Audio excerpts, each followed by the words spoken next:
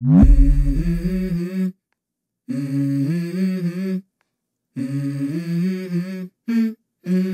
go.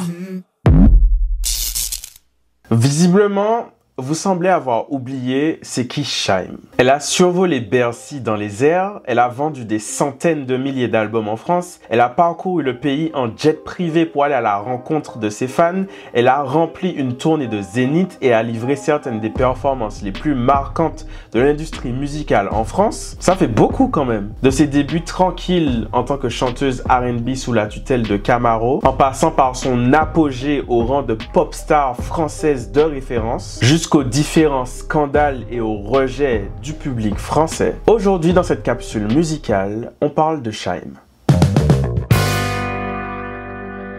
Alors Shy'm, c'est une jeune femme métisse d'une mère normande et d'un père martiniquais qui va grandir à Trappes. Son vrai prénom c'est Tamara. Sa carrière va débuter au début des années 2000 lors d'une rencontre avec Camaro qui à cette époque-là est un artiste phare de la période. Un peu à la façon d'un Jay-Z qui va signer Rihanna. Camaro va prendre Tamara sous son aile et ensemble ils vont créer Shy'm. Mais avant tout, petite parenthèse rapide avant de commencer la vidéo. Est-ce que vous saviez que nos données personnelles se baladaient partout sur Internet? Genre ton numéro, ton adresse, tes recherches Internet. Tout ça, c'est récupéré par des entreprises qu'on n'a jamais vraiment autorisées à faire ça. Enfin, si, des fois, on autorise parce qu'on est pressé, qu'on accepte les cookies. Mais on a tous le droit à l'erreur, ok? Sur le moment, tu réfléchis pas trop. Sauf que après, quand tout le monde a récupéré tes infos, ton adresse ou ton numéro et qu'on t'appelle toute la journée pour te vendre des pompes à chaleur ou des climatiseurs, c'est chiant. Personnellement, ça m'embête un petit peu. Et c'est là qu'intervient notre sponsor du jour, Incogni. Et franchement, c'est un game changer. En gros, Incogni, c'est un peu ton assistant personnel qui va aller voir toutes ces entreprises qui ont récupéré tes données et qui va leur dire « Yo, enlevez les informations de Willem de vos données. » Et les entreprises vont le faire. Incogni, c'est le service qui te permet de récupérer tes données. Et le plus beau dans tout ça, c'est que toi, t'as rien à faire. Tu t'inscris et Incogni s'occupe du reste. C'est simple, rapide et efficace. Et honnêtement, la tranquillité et la sécurité, ça n'a pas de prix. Enfin, si. Mais là, c'est pas cher pour ce que c'est. Et en plus, avec le code Willem, qui est écrit actuellement sur l'écran, tu as 60% de réduction sur l'abonnement annuel. Je te mets le lien en description et en commentaire épinglé. Et merci à Incogni d'avoir sponsorisé cette vidéo. Donc j'ai pas besoin de réexpliquer, vous l'avez déjà entendu 30 000 fois dans les reportages, dans les émissions télé. Elle s'appelle Shy'm parce qu'à cette époque-là, elle est timide, donc shy, et M parce que son papa est originaire de la Martinique. Après un premier essai aux côtés de son mentor en 2005, c'est finalement en 2006 que le grand public va découvrir Shy'm en solo. Femme de couleur, c'est le tout premier single de Shy'm en solo. C'est un morceau qui est inspiré du R&B de l'époque et qui est composé par Camaro, Cyril Camar, et son collaborateur Louis Côté. Et c'est d'ailleurs cette petite équipe restreinte, Camaro, Louis Côté et Tamara, que vous allez retrouver pendant très longtemps au cœur du projet, si on peut dire ça comme ça, Shy'm. Alors le single Femme de couleur est très bien accueilli à l'époque et le premier album de Shy'm va sortir dans la foulée. Ce premier album s'intitule Mes Fantaisies, il est entièrement produit par Camaro et il va sortir en France sous le label Warner Music. Tout comme le single Femme de couleur, l'album s'inspire du mouvement R&B de l'époque avec des mélodies accessibles et des refrains entêtants. Que ce soit dans l'approche, dans la rythmique, dans les looks, dans l'imagerie, dans les chorégraphies, tous les codes du R&B sont respectés pour la formule Shy'm. Et s'il y a bien quelque chose à retenir dans la carrière de Shy'm, c'est que dès le début, à partir du moment où en fait ils se concentrent dans cette petite équipe de 3, ils vont travailler ensemble de façon plutôt très hermétique et ils vont pas tout faire comme les autres. Par exemple, déjà à cette époque, la plupart des autres artistes féminines francophones dans le R&B, elles collaborent avec des artistes du milieu hip-hop. Donc on va retrouver Amel Bent avec Diams, on va retrouver Ken Zafara avec Sefiu ou encore Zao avec Tunisiano. Et bien du côté de Shy'm, comme je disais, c'est plutôt très verrouillé, c'est plutôt hermétique. Et Shy'm ne sera pas vraiment une artiste qui fit. Non seulement c'est pas une artiste qui fit, mais ce n'est pas non plus une artiste qui invite d'autres rappeurs ou d'autres artistes du R&B à feater sur ces albums. En gros, on reste sur quelque chose de très verrouillé en équipe restreinte. Pareil, alors que la plupart des artistes R&B de cette époque écument les plateaux télé et les radios pour faire la promo de leur son, Shy'm, elle sera plus discrète que les autres parce que malgré ce personnage de petite princesse du R&B qu'ils sont en train de créer, Tamara, la vraie personne derrière Shy'm, à cette époque-là, elle est dévorée par la timidité. Donc en gros, l'exercice de la promo en télévision, d'apparaître dans les médias, de monter sur scène, etc., c'est quelque chose avec lequel elle n'est pas vraiment à l'aise à ce moment-là. Et alors même qu'elle avait du succès et le potentiel pour faire comme d'autres artistes de la scène R&B qui partent en tournée, Shy'm ne partira jamais en tournée pour ce premier album. Malgré tout, le succès de cet album est confirmé par d'autres singles, comme par exemple Victoire. Ce qui confirme son potentiel de nouvelle étoile montante. Et du coup, cette petite équipe va se retrouver à nouveau et s'enfermer ensemble pour capitaliser sur le succès de l'album existant et créer un second album très rapidement. Le second album s'appelle Reflet et il arrive en 2008. C'est un album qui reste toujours très inspiré du R&B de l'époque parce que c'est comme ça que Shy'm est marketé, mais c'est un album qui, contrairement au premier, tend déjà légèrement vers la pop avec des influences pop qui sont très présentes.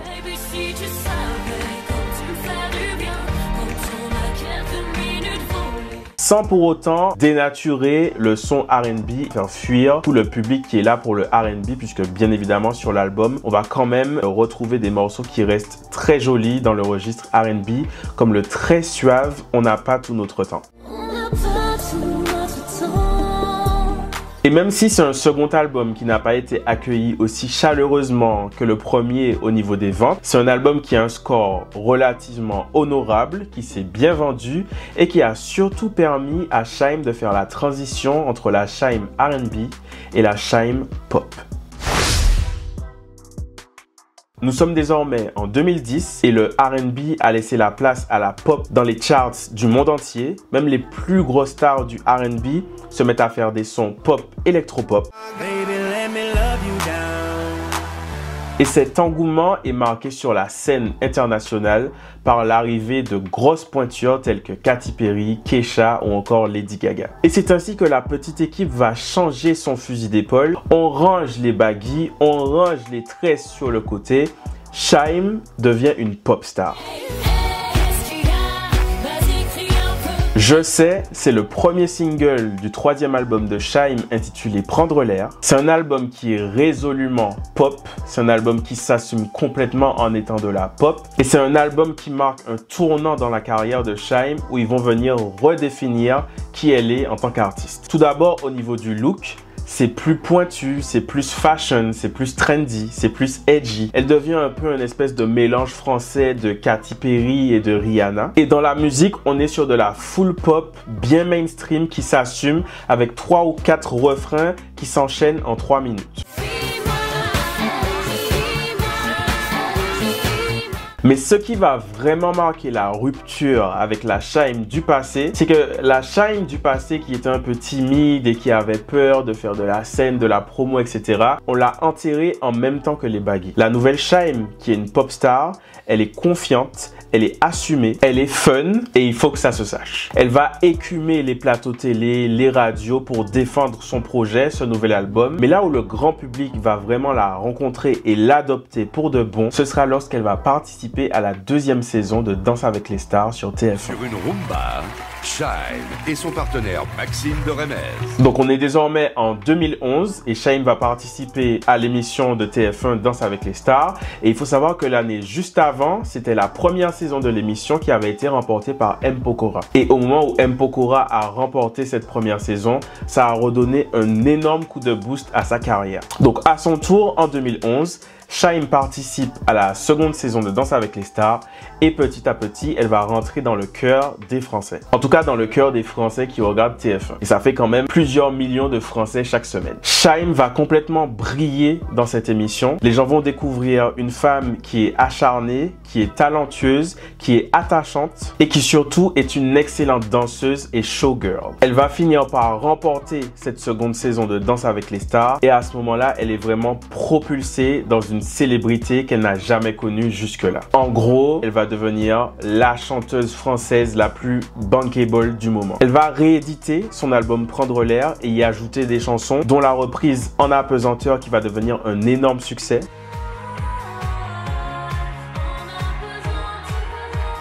Elle va d'ailleurs chanter cette chanson au Energy Music Award après avoir fait bégayer Nikos en se pointant avec sa robe Franck Sorbier. Elle va devenir très disponible et très accessible sur les réseaux sociaux. C'est la période où Instagram commence à exploser. Elle va poster des photos très fréquemment. Elle va entretenir le lien avec sa fanbase. Pareil, en promo traditionnelle, elle va faire tous les plateaux télé. Elle va faire toutes les radios. Elle devient la personnalité que toutes les émissions s'arrachent. À cette période, tu pouvais pas allumer ta télé sans voir Shaim dans ton écran. Quand Arthur va lancer son talk show, elle répond présente. Quand Koé va lancer son talk show sur Énergie 12, elle répond présente. Elle sera invitée pour la première fois à participer aux Enfoirés, ce qui est une consécration pour beaucoup d'artistes en France. Et pour la première fois de cette carrière, dans ce gros tourbillon de succès, elle va annoncer sa première tournée.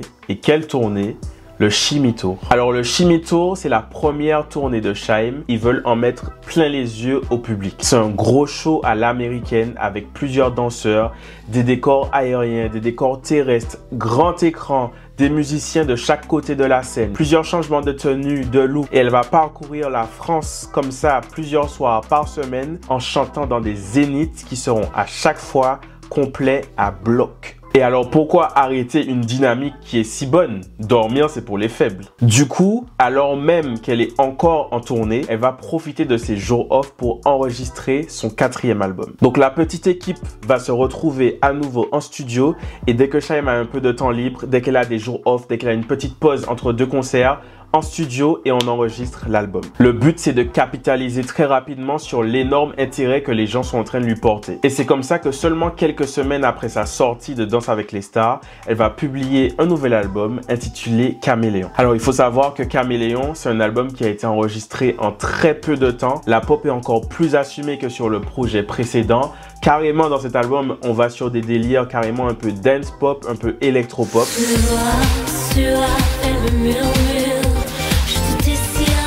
C'est un album qui va encore plus venir consolider le statut de Shaim en tant que pop star féminine de référence en France. Et il sera porté par le plus gros single de la carrière de Shaim.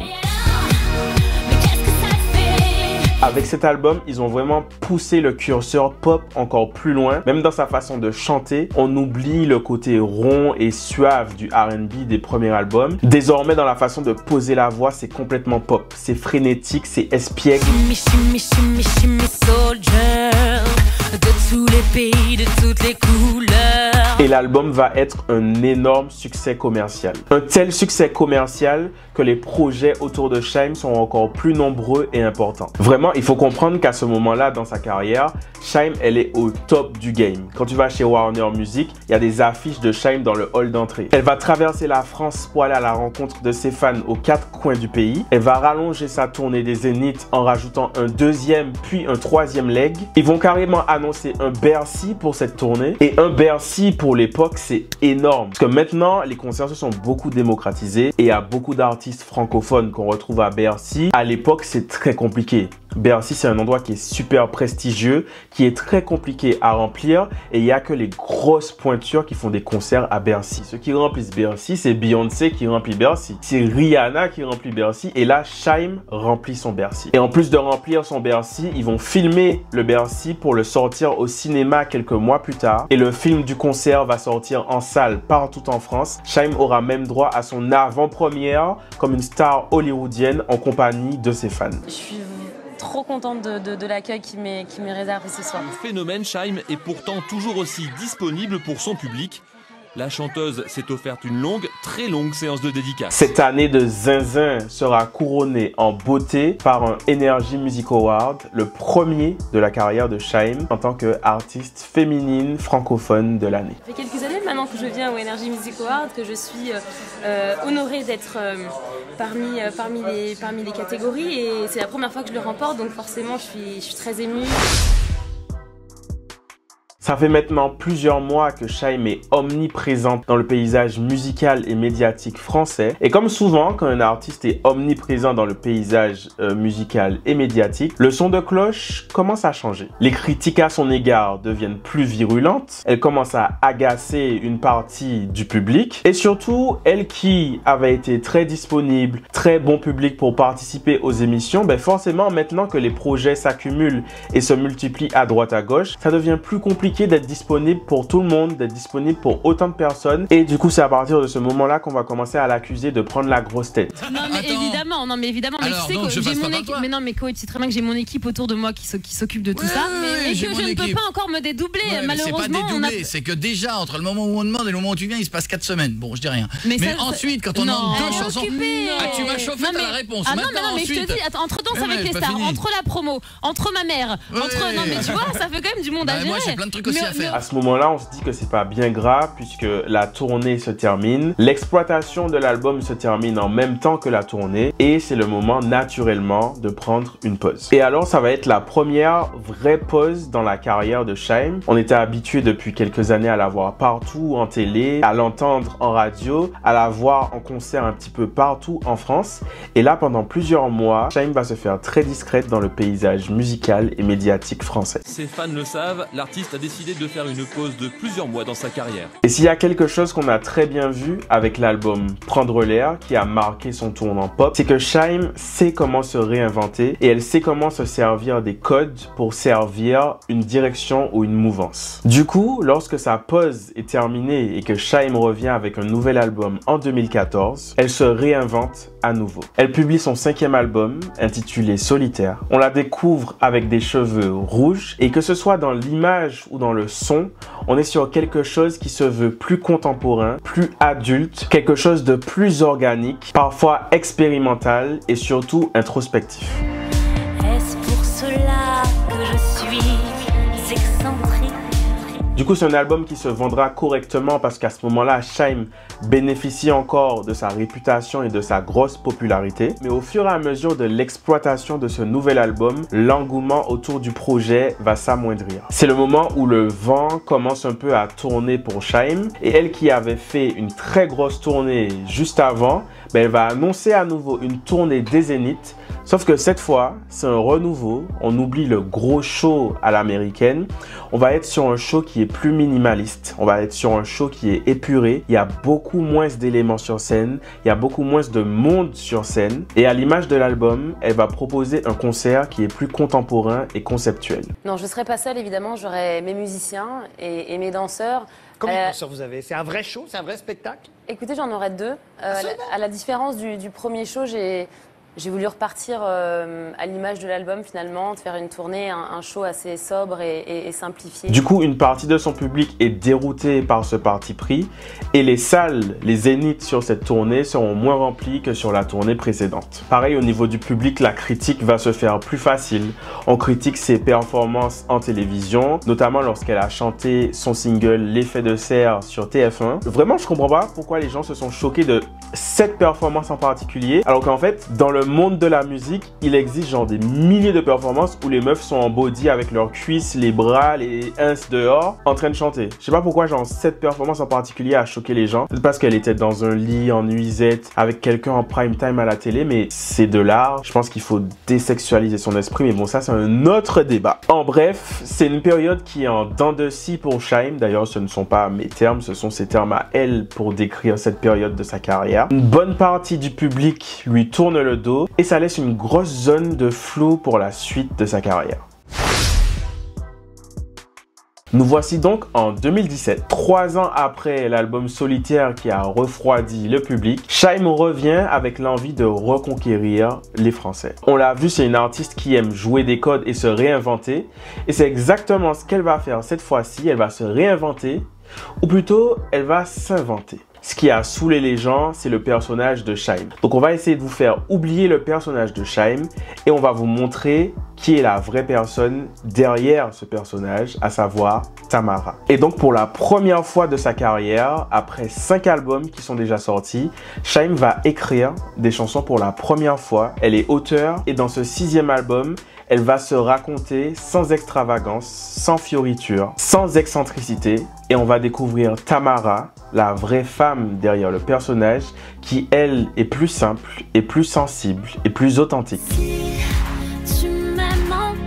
Tout au niveau de l'image sera plus naturel et plus brut. Et alors que Shyme avait tendance à se produire dans de gros zéniths, Tamara, elle, va se produire dans des salles plus petites, plus confidentielles, dans des configurations intimistes directement en lien avec le public. Il y a donc une série de concerts qui est annoncée, dont un passage aux Folies Bergères à Paris. Tout est vraiment organisé pour que le public puisse découvrir la vraie Tamara. Pas la Shyme qui danse en culotte sur TF1. Et donc, au-delà de la musique, on va pousser sa personnalité et la personne. Et alors, on va retrouver Tamara en présentatrice de la Nouvelle Star sur M6 lors du retour du programme sur la chaîne. On va retrouver Tamara dans des fictions à la télévision ou encore perdue au milieu de nulle part, au naturel, sans maquillage dans l'émission de Mike Horn. Ce sont tout un tas de rendez-vous qui permettent à la vraie Tamara de se faire connaître auprès du grand public. Malheureusement, ça ne suffira pas. Le petit engouement qu'il y a eu autour du single Si tu m'aimes encore ne sera pas suffisant à porter l'album sur la durée. La Nouvelle Star qu'elle anime sur M6 sera déprogrammée faute d'audience. Et pourtant, pour avoir regardé cette saison, je l'ai trouvée excellente dans l'exercice de la présentation. Tout comme dans l'émission avec Mike Horn où, pour moi, objectivement, elle était la meilleure invitée du concept. L'album va donc se casser la gueule dans les charts et il deviendra à ce moment-là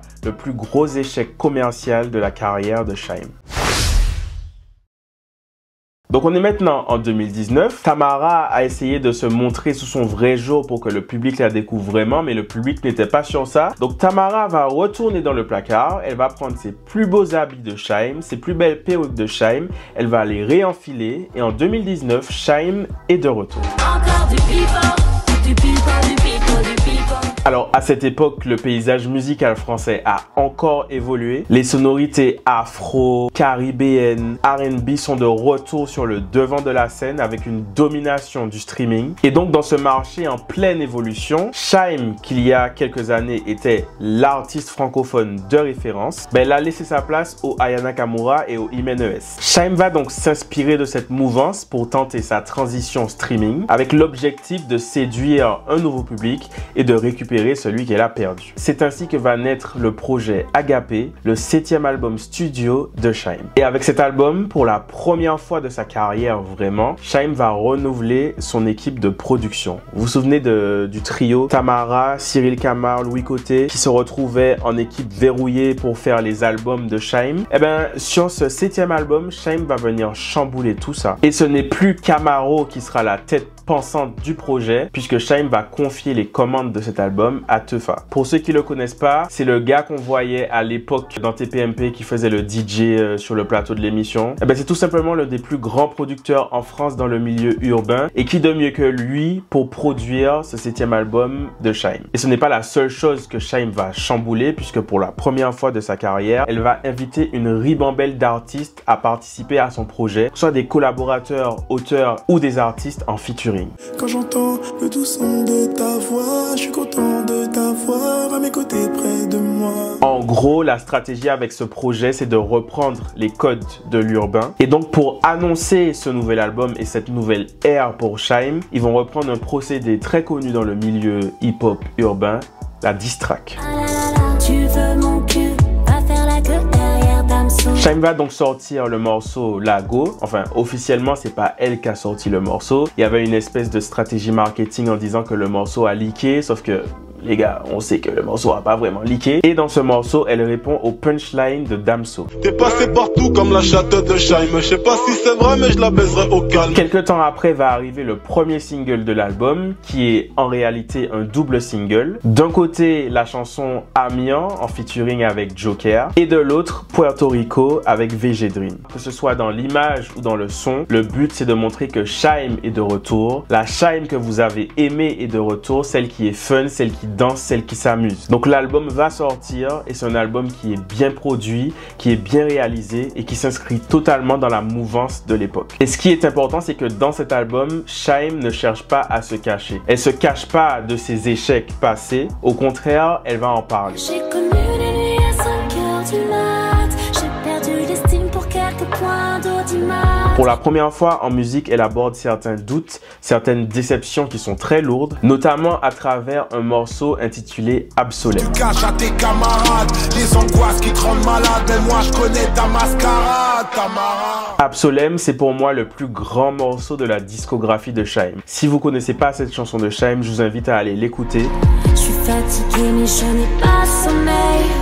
C'est une piste de 9 minutes où elle est accompagnée de Youssoupha et de Kemler, où elle passe en revue sa carrière, sa vie de femme, avec les hauts et surtout les bas. C'est un morceau qui est percutant, qui est puissant et qui est très honnête. Putain de merde, avec des strass, un jour tu danses avec les stars, un jour tu danses, un jour tu crames, un jour on dansera sur ton crâne. Et toujours dans cette optique de reconquérir le public en lui montrant qu'elle est toujours la Shy'm de la grande époque, elle va annoncer une tournée des Zéniths. C'est une tournée qui sera annoncée avec la promesse d'un gros show à l'américaine. La tournée sera baptisée Agapé Tour et aura lieu dans une grosse dizaine de Zéniths partout en France. Malheureusement, une nouvelle fois, ce sera un échec commercial pour Shy'm. Le public de Shy'm se désintéresse du projet et les nouveaux auditeurs qu'ils ont essayé de séduire avec ce retour à l'urbain ne viendront jamais. Résultat des courses, l'album disparaît très rapidement des classements et la tournée aura lieu dans des zéniths à moitié remplis. Ce qui est dommage avec ce chapitre de la carrière de Shy'm, c'est que véritablement Agapé est un bon album, mais qui, moi je pense, est arrivé trop tard dans la carrière de Shy'm. C'est un album qui est arrivé après la guerre. On sent que c'est un album qui a été fait avec beaucoup de soin, mais moi ce que je pense qui s'est passé, c'est qu'à ce moment-là, Shy'm a payé son côté caméléon, et je pense que ce côté caméléon a pu être interprété par le public comme un manque d'identité ou de posture. L'état actuel des choses, c'est que Shy'm, ou Tamara, c'est un peu un électron libre. Elle et la maison de disques Warner Music France ont mis fin à leur collaboration et Shy'm évolue désormais en ses propres termes. Le label musique de TF1 lui aurait proposé de signer chez eux, mais elle aurait refusé pour aller sous le label indépendant de Camaro, son collaborateur de longue date. En 2020, elle annonce un nouvel album en même temps que sa grossesse.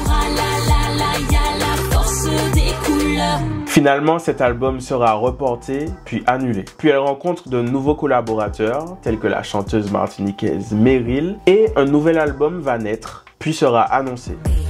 Les modos puis les clashs, le temps d'un plan séquence. Donc ce single Tadada Tu était censé être la lampe de lancement du nouvel album annoncé, mais tout comme celui d'avant, c'est un album qui est mort-né et qui ne verra jamais le jour. Shy'm étant un caméléon au plus profond de son ADN d'artiste, il y a un nouveau projet qui avait été annoncé avec un retour vers la pop.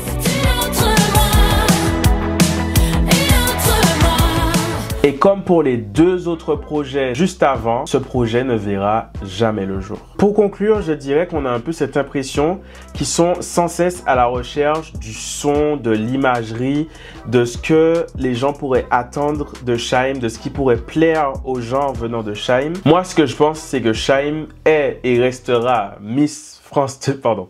Moi, ce que je pense, c'est que Shy'm est et restera un visage emblématique de la pop en France. On ne pourra jamais lui enlever ce qu'elle a fait de grand et de fort dans sa carrière. La vérité, c'est qu'il lui reste quand même un noyau de fans fidèles et résilients qui ont envie de découvrir Shy'm à nouveau dans sa musique et qui n'attendent qu'une seule chose, c'est qu'elle sorte de la musique qui lui ressemble. Aujourd'hui, elle s'épanouit dans sa vie de maman, mais aussi dans sa vie d'actrice sur petit et grand écran. Et je pense qu'elle est au stade de sa carrière où elle n'a plus à courir après le succès. En gros, Shy'm, Tamara, si tu regardes cette vidéo, fais-toi kiffer. Entoure-toi de collaborateurs qui te stimulent, qui te challengent et qui te font kiffer. Et sors-nous un projet, un album dont tu es fier. Peu importe ce qui en découlera commercialement. Et s'il te plaît, refais des concerts. Parce que quand toi tu faisais tes gros shows dans les zéniths et tout, tu venais pas en Martinique. Moi je vivais en Martinique à l'époque, je pouvais pas voir tes concerts. Donc maintenant que je peux voir tes concerts, refais des concerts s'il te plaît. Tamara, tu as entendu ce que je t'ai dit?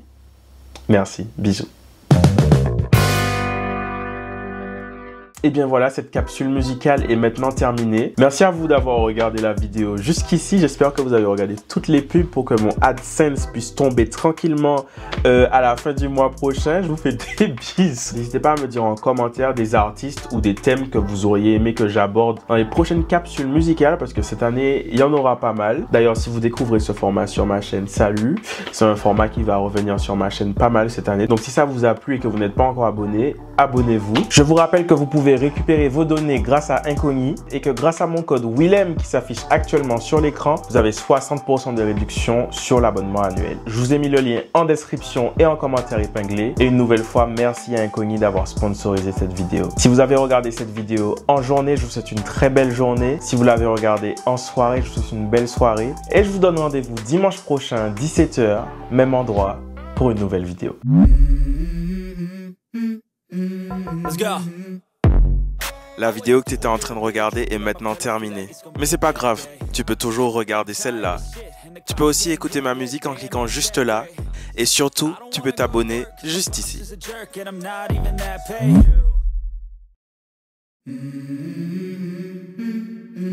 Let's go.